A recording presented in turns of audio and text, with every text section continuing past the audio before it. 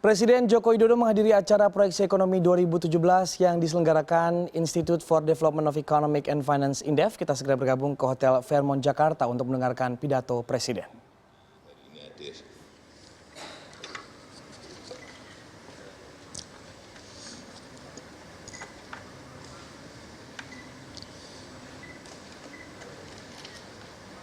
Yang pertama, saya ingin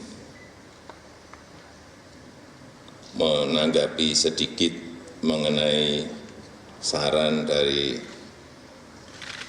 Prof. Didik tadi mengenai belusukan ke industri.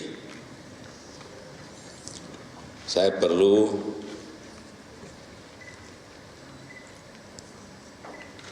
menginformasikan bahwa saya itu orang industri.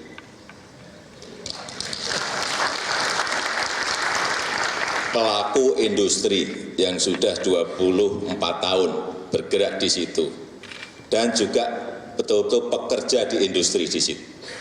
Hanya memang bukan industri yang gede-gede, tapi industri. Tapi ini saran beliau tadi akan saya lakukan supaya tahunya bukan hanya masalah kayu, tapi juga tahu masalah migas, masalah industri otomotif, industri tekstil, saya kira penting sekali. Yang kedua,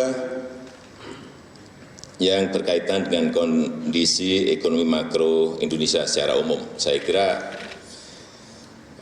artikel 4 IMF yang dipublikasikan seminggu yang lalu secara umum mengatakan bahwa kondisi ekonomi Indonesia baik dari sisi moneter, dari sisi fiskal, maupun struktural. Ini saya kira sebuah informasi yang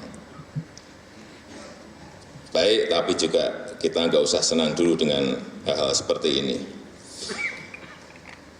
Dan risiko ekonomi sebagian besar memang berasal dari eksternal, dari luar negeri, karena ketidakpastian kebijakan ekonomi misalnya di Amerika, baik juga yang berkaitan dengan ketidakpastian karena naiknya suku bunga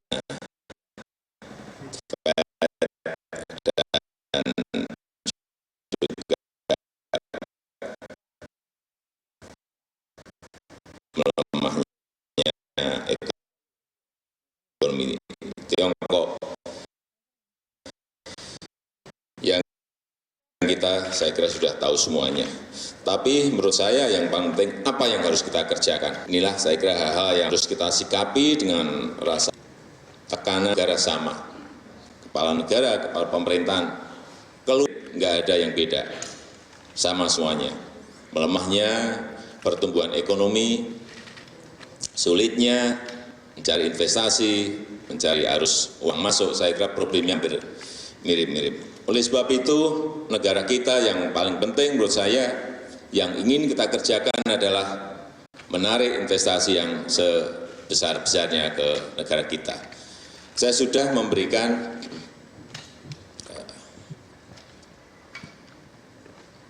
perintah jelas kepada tim ekonomi, terutama kepala BKPM, bahwa target-target investasi yang masuk ini harus betul-betul dikejar dengan cara apapun. Misalnya, ya tahun depan, target kita kira-kira 670 triliun. Harus, kalau sudah ada target itu dengan jurus apapun harus dikejar. Kemudian 2018, target kita kira-kira 840 triliun. Dan keinginan kita kalau nanti dijumlah paling tidak itu 45% dari PDB kita. Sehingga ini akan memberikan trigger ekonomi yang baik. Apa sih yang harus difokuskan untuk investasi ini? Saya sampaikan bahwa substitusi barang-barang impor itu harus menjadi konsentrasi kita. Kemudian juga mega-mega proyek itu harus betul-betul diselamatkan. Baik yang berupa investasi-investasi 3 miliar US dollar, 6 miliar US dollar, 15 miliar US dollar. Hal ini akan memberikan trigger ekonomi yang baik pada pertumbuhan ekonomi kita. Banyak sekali sebetulnya, tapi memang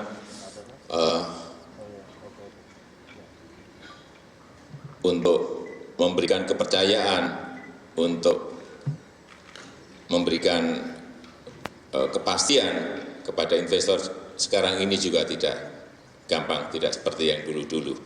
Tapi saya meyakini dengan perubahan-perubahan kebijakan yang kita lakukan, investasi ini saya meyakini akan masuk ke negara kita. Baik yang berkaitan dengan petrochemical, berkaitan dengan baja, baik yang berkaitan dengan migas, baik yang berkaitan dengan pembangkit listrik. Saya kira yang terakhir pembangkit listrik misalnya 2017 ini awal ini sudah akan banyak yang sudah financial closing, sehingga arus uang masuk akan semakin kelihatan di semester pertama 2017. Kemudian yang kedua yang berkaitan dengan pariwisata. Memang ini bukan investasi yang besar, sedang dan menengah dan kecil. Tetapi ini akan mengangkut tenaga kerja yang sangat besar sekali. Oleh sebab itu, setahun yang lalu yang saya sampaikan 10 destinasi baru, 10 Bali baru ini harus betul-betul jadi. Barangnya sudah ada, tinggal membangun infrastruktur yang baik menuju ke sana, tinggal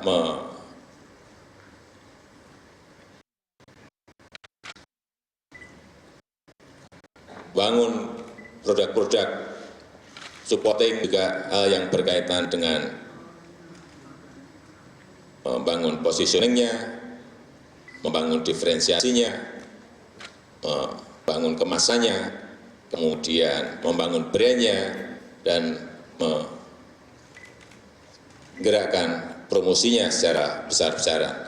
Saya kira Bapak Ibu sekalian bisa melihat sekarang hampir di setiap bis yang ada di Paris, brand Indonesia, Visit Indonesia, Wonderful Indonesia itu kelihatan sekali. Kemudian juga misalnya di Times Square, di New York juga sama, Videotron. Di sana juga kelihatan sekali promosi kita yang besar-besaran yang ingin kita kerjakan untuk pariwisata. Ada dari 10 itu 3 atau 4 yang memang siap untuk menerima wisatawan, tetapi yang sisanya memang tadi masih memerlukan dukungan infrastruktur, memerlukan dukungan-dukungan yang lain. Dan inilah yang selalu saya sampaikan, ini harus dikejar secepat-cepatnya. Dengan jurus apapun, dengan cara apapun harus segera kita nampakkan bahwa kita memang mempersiapkan untuk ini. Sebagai ilustrasi saja, misalnya satu saja, turis dari Tiongkok, dari China, itu 1 tahun sekarang bisa keluar 150 juta. 150 juta turis. Yang banyak tersedot memang pertama ke Amerika, yang kedua memang ke Eropa. Kenapa kita tidak bisa mengambil kesempatan ini pada jarak kita juga sangat dekat dengan mereka? Ya, karena memang yang pertama kesiapan kita, yang kedua memang hal yang berkaitan dengan airline ini memang persiapannya, saya pikir kemarin memerlukan hanya 1 tahun, ternyata sudah lebih dari 1 tahun kesiapan kita memang masih memerlukan injeksi lagi. Kita sudah tanda tangan langsung dengan Presiden Xi Jinping untuk mendatangkan 10 juta turis sampai nanti 2019, dan ini menurut saya juga bukan sebuah pekerjaan yang sulit sebetulnya, tetapi memang sekali lagi memerlukan kesiapan kita. Karena kalau dari 150 kita ngambil 10 saja masa nggak bisa sih. Padahal kita sudah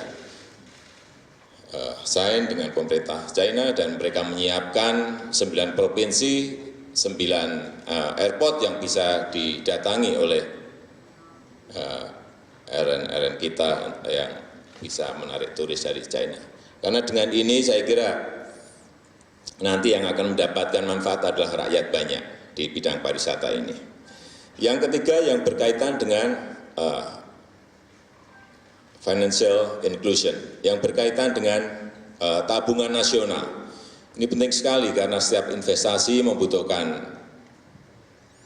uang, membutuhkan anggaran, dan kalau bisa kita perkuat tabungan nasional kita, saya kira ini juga akan memberikan support kepada investasi-investasi yang ada di dalam negeri kita. Karena selalu saya sampaikan, selain sekuritisasi untuk proyek-proyek yang sudah brownfield, yang sudah berjalan, yang sudah matang, saya kira untuk yang investasi-investasi menengah dan kecil ini juga memerlukan anggaran, memerlukan uang yang mau tidak mau akan menyedot dari perbankan kita. Tetapi kalau tabungan nasional kita tidak bisa memberikan support di situ, saya kira ini juga akan menghambat investasi di dalam negeri. Saya sudah memberikan ancar-ancar kepada Menko Ekonomi agar paling tidak tabungan kita pada tahun 2019 ini minimal 75%, Pak Menko ya. Pada sekarang mungkin baru berada pada posisi 36, hampir 40, 36% kira-kira menuju ke 40. Saya kira memang sebuah target yang tidak ringan, tetapi saya meyakini apabila ini digerakkan masyarakat untuk menabung, semua kita promosikan, kita sosialisasikan dengan baik, saya kira ini juga bukan sesuatu yang mustahil mengajak masyarakat untuk masuk ke tabungan kita, baik pelajar, baik petani, baik nelayan. Saya kira harus mulai kita kenalkan dengan sistem keuangan kita, sistem perbankan kita. Yang keempat, pembangunan sumber daya manusia. Ini juga yang harus kita lakukan, sehingga saya menyampaikan bahwa yang namanya vocational training, yang namanya vocational school ini harus besar-besaran kita rombak. Menurut saya kesalahan SMK kita, sekolah menengah kejuruan kita adalah harusnya pendidikan trainingnya itu 80% atau 70%, teorinya sisanya. Tetapi yang terjadi sekarang adalah di SMK kita, di vocational school kita, hampir 70% guru-guru yang ada ini adalah guru-guru normatif.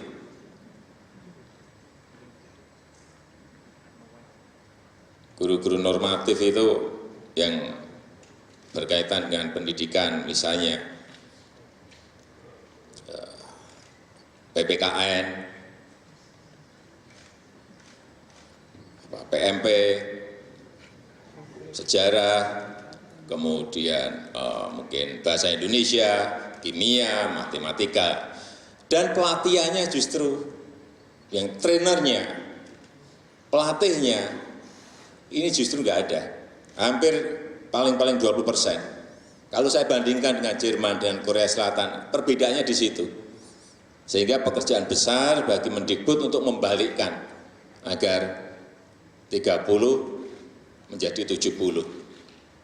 Ini juga bukan sebuah pekerjaan mudah, tetapi kalau tidak ya yang namanya sekolah kejuruan kita ya tidak kena pada sasaran. Harusnya mestinya yang diperbanyak adalah guru-guru pelatih, misalnya untuk mengassembling otomotif misalnya, atau memberikan training mengenai permesinan, penggunaan mesin-mesin yang terbaru. Kemudian kalau kita lihat di Jerman, misalnya diajari membuat jendela, diajari membuat pintu, kemudian diberi sertifikasi, dan mereka kalau saya lihat 50% berada di industri, 50% berada di sekolah. Ini sudah mengenalkan betul-betul pada lapangan. Ini yang tidak kita kerjakan, dan ini yang mau kita kerjakan. Yang kedua yang berkaitan dengan vocational training, sama kita ingin bekerja sama dengan industri, dengan Kadin, agar vocational training ini juga nantinya bisa kita garap secara besar-besaran. Sudah ada, saya tahu sudah ada, tetapi dalam jumlah yang masih sangat kecil sekali, dan ini perlu dilakukan secara besar-besaran sehingga kualitas SDM kita betul-betul berada pada kualitas yang sangat baik. Yang kelima yang berkaitan dengan infrastruktur. Saya tidak usah berbicara mengenai ini, saya sudah terlalu banyak berbicara mengenai infrastruktur, tetapi ini menjadi kunci juga bahwa tadi yang disampaikan oleh Prof. Didi, kenapa biaya logistik kita masih 250 sampai 300% dibanding dengan negara tetangga kita. Biaya transportasi juga masih 200 sampai 250% dibanding negara tetangga kita, ya, karena infrastruktur kita yang masih jelek dan belum siap. Saya meyakini apabila infrastruktur ini selesai, logistik cost dan biaya transportasi ini akan jatuh lebih murah, dan ini akan menjadikan daya saing kita menjadi lebih baik. Kemudian yang terakhir yang berkaitan dengan korupsi dan inefisiensi birokrasi. Ini menjadi kunci karena apapun ini adalah sebuah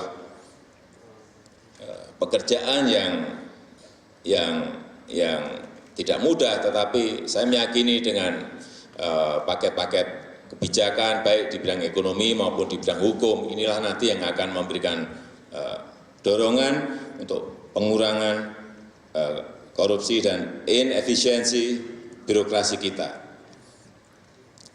Saya mungkin sudah beberapa kali menyampaikan hal yang kecil saja mengenai SPJ. Saya jengkel sekali, sudah 2 tahun ini dengan yang berkaitan dengan SPJ. Hampir 60-70% birokrasi kita itu energinya habis untuk ngurus SPJ. Habis. Saya ke lapangan, misalnya ke sawah, ketemu PPL, sulit sekali. Semuanya berada di kantor, saya tanya kenapa? Menyiapkan SPJ, Pak.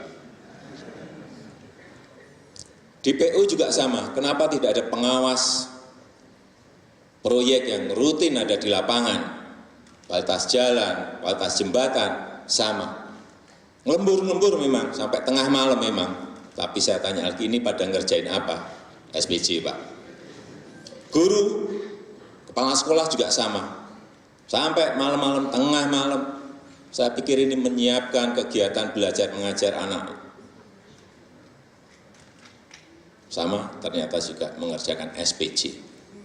Saya suruh telusuri oleh Menteri Keuangan, coba dicek nih SPJ ini sebetulnya apa sih? Ini apa sebetulnya kok semuanya birokrasi kita ini saya lihat 60-70% energinya tuh ngerjain SPJ. Bener. Ternyata apa? Laporan Bu Menteri apa? Jumlah apa itu? Begini Bapak, jumlah dari para pimpinan proyek namanya dulu sekarang adalah pengguna anggaran itu untuk membuat laporan bisa dari uangnya dari kementerian lembaga, bisa dari pemerintah daerah, bisa sampai 70 laporan dalam 1 tahun anggaran. Makanya tadi SPJ itu bukan perjalanan dinas zaman Pak Ginanjar dulu. SPJ itu surat pertanggungjawaban. Supaya soalnya mereka bicara SPJ mungkin seperti zaman dulu dianggap perjalanan dinas. Iya. Itu salah. Surat apa? Surat pertanggungan jawaban. Nah, ini saya kadang-kadang ini apa toh Bu? Masa laporan sampai 16 apa? 16 apa namanya itu? 16 laporan. 16 laporan, ada yang 44 laporan. Iya. Ini apa gitu loh. Dibaca enggak sih? Sampai 44 laporan satu barang ini. 16 laporan satu barang ini apa? Ini inefisiensi birokrasi kita termasuk di sini. Hingga saya perintahkan enggak usah banyak-banyak. Bu Menteri, 2 saja cukup lah saya kira. Dari 44 potong jadi 2 cukup. Yang paling penting bagaimana manajemen kontrol, manajemen pengawasan itu betul-betul konkret, real di lapangan. Sehingga kalau ada apa-apa cepat ketemu. Laporan sampai 44, 16 ini apa? Mungkin kalau yang di birokrasi merasakan. Karena kemarin saya sampaikan pada kepala sekolah, senang semuanya bertepuk tangan. Betul Pak, betul Pak. Memusingkan kita Pak. Dan yang terakhir, sekarang dengan terpilihnya Presiden terpilih Donald Trump menjadi Presiden Amerika. Praktis semua mata uang di seluruh dunia ini praktis melemah terhadap US dollar. Bukan hanya rupiah, sekali lagi bukan hanya rupiah. Bahkan menurut saya rupiah relatif stabil dibandingkan dengan mata uang yang lainnya. Dan ini yang dilihat saat kampanye kebijakan Donald Trump untuk America First sama dengan, menurut saya ya sama dengan dolar nanti akan jalan sendiri. Artinya apa? America First nanti berarti Amerika relatif tidak peduli dengan konsekuensi aksinya terhadap negara yang lain. Ini yang saya tangkap seperti itu. Dan kelihatannya Trump akan menerapkan kebijakan ekonomi yang sifatnya reflationary. Kelihatannya akan menuju ke sana. Dan kurs dolar semakin mencerminkan antisipasi pasar bahwa pertumbuhan ekonomi Amerika akan lebih menguat lagi dan inflasi dolar akan melonjak.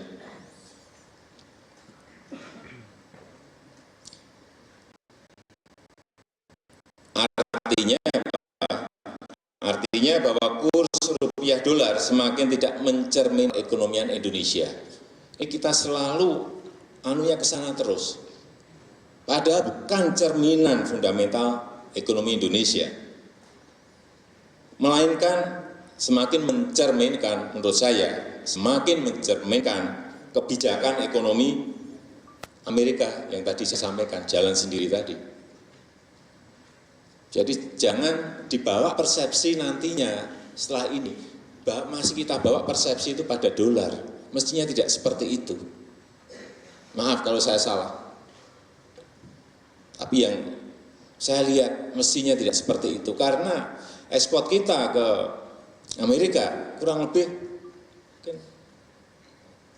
10% dari total ekspor kita. 10-11% dari total ekspor kita. Jadi jangan sampai yang angka 10 sampai 11 ini kita mendominasi persepsi ekonomi karena yang berkaitan dengan dolar dan rupiah tadi. Kalau kita mengukur ekonomi Indonesia hanya pakai dolar, nantinya ya kita akan kelihatan jelek gitu loh. Padahal negara yang lain juga sama mengalami hal yang sama. Dan padahal ekonomi kita oke-oke saja, nggak ada masalah. Tapi ini sekali lagi ini persepsi. Kalau kita masih bawa itu, bisa berbahaya. Sementara misalnya kalau kita ukur ekonomi kita pakai euro, atau pakai yuan renminbi, atau pakai won, Korean won, atau pound sterling, mungkin akan berbeda. Dan mungkin akan kelihatan jauh lebih bagus. Tapi sekali lagi kita sudah bertahun-tahun selalu melihat dolar dan rupiah. Sekali lagi, menurut saya bahwa kurs rupiah dan dolar bukan lagi tolok ukur yang tepat.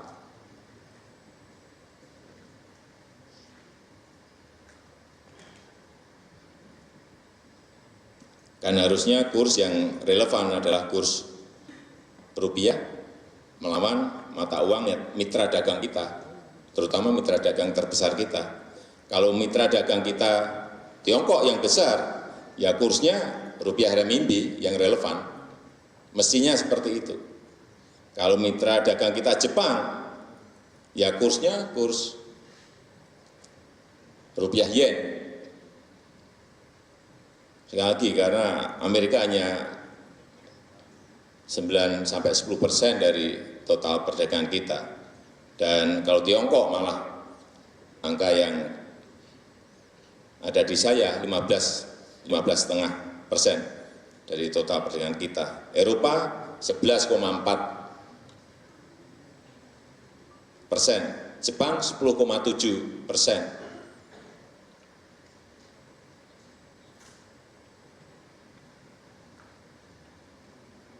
Karena ini penting sekali untuk mengedukasi publik untuk tidak lagi hanya memantau kurs mata uang mereka terhadap US dollar semata, tapi memakai patokan yang lebih komprehensif. Saya kira itu yang